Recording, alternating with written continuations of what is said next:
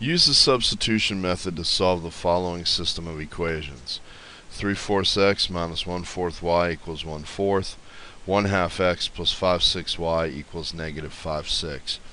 Whenever you're solving a system of equations, if you have fractions, the easiest thing to do is clear the fractions first and then work with whole numbers. When we consider this first equation, we notice that there's a 4, and a 4 as the denominators. That means that 4 is the common denominator, and if I multiply through by 4 over 1, I'm going to have 4 over 1 times 3/4. Well, the 4's will cancel, leaving me with 3. So this becomes 3x. 4 over 1 times negative 1/4 y. Well, those are negative reciprocals, so that leaves me with a negative y. And then 4 over 1 times 1/4 is simply going to be equal to 1. And now I've cleared the fractions. So now I'm going to look at the second equation. Notice that we have a 2, a 6, and a 6. The least common denominator on this is going to be 6, so we'll multiply by 6 over 1. And once again, we'll multiply that by all three terms in the equation. So 6 over 1 times 1 over half, or I should say 1 over 2, or 1/2. That will leave me with 3x.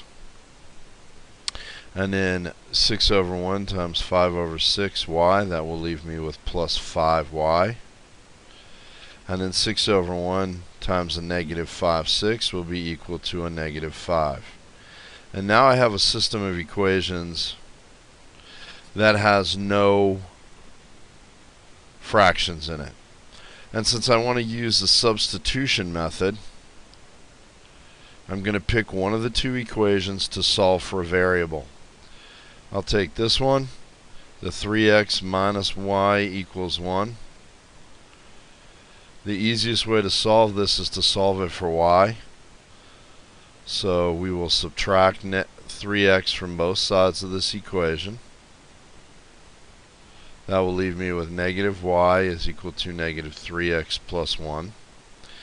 Since the y needs to be positive, I will multiply this entire equation by a negative 1, which will yield y is equal to 3x minus 1. Now that I have this, I know that y is equal to 3x minus 1. So I will take this complete value for y and substitute it in right here. And I'm going to have a new equation, which will be 3x plus 5 times my substitution of 3x minus 1 for y. And that will be equal to negative 5. So we'll go ahead and simplify this. Multiply 5 by 3x and by negative 1, and we end up with 3x plus 15x minus 5 is equal to negative 5.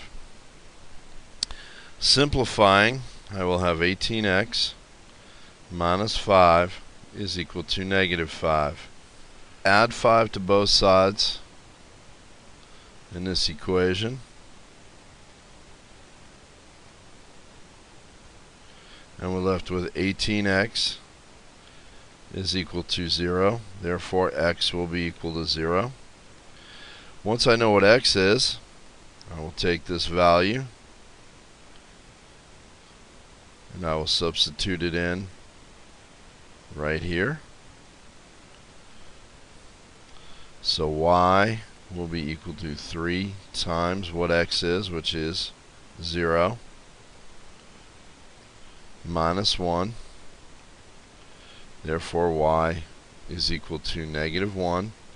And the solution for this is a single point, and it will be at the point 0, negative 1. And when you input this into the program, it asks for an ordered pair, so you will need to put in the parentheses.